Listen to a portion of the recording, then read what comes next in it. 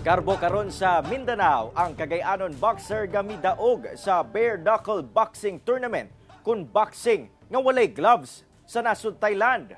Siya ang labing unang Mindanawan nga mirepresenta sa nasod sa mong sport. Atong ilailahon ang atong bida karon nga si Renato Habinyao. Meet ang labing unang Mindanawan bare knuckle boxer nga mirepresenta sa nasod sa torneo sa Thailand.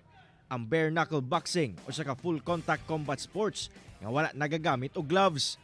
Siya ang Cagayanong si Renato Habinyao nga tubong barangay Kugman sa Cagayan de Oro City.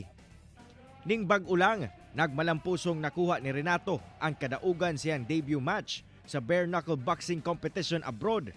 Batok siyang nakalaban nga usa ka Belarusian. Bata pa lang, pangandoy na gyud ni Renato nga mahimong fighter. Subay na sab sa iyang mga idolo.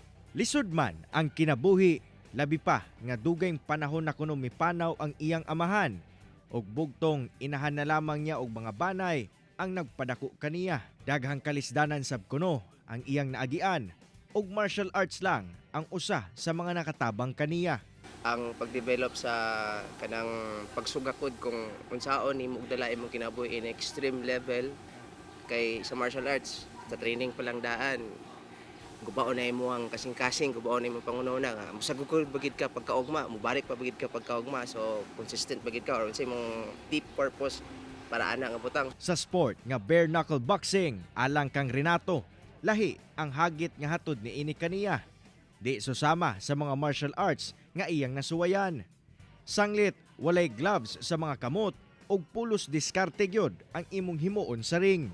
magamit nimo ang imong kuan kapaspason kaaptikon ug kamaro sa away dili nimo kailangan nga mentally naamon ka isog pero unsaon nimo daog sa dula nga dulaon nimo sa imong pangunahuna nga dili ka magpadalas emotion. Karon, tuloy-tuloy ang training nga ginahimo ni Renato aron mas mahanas pa sa sport nga iyang nasudlan. Magpadayon sab kuno siya sa pagdala sa flag sa Pilipinas sa iyahapang mga torneo. Kauban si Jaybert Pairat sa kamera. Ako, si Cyril Chavez para sa One Mindanao.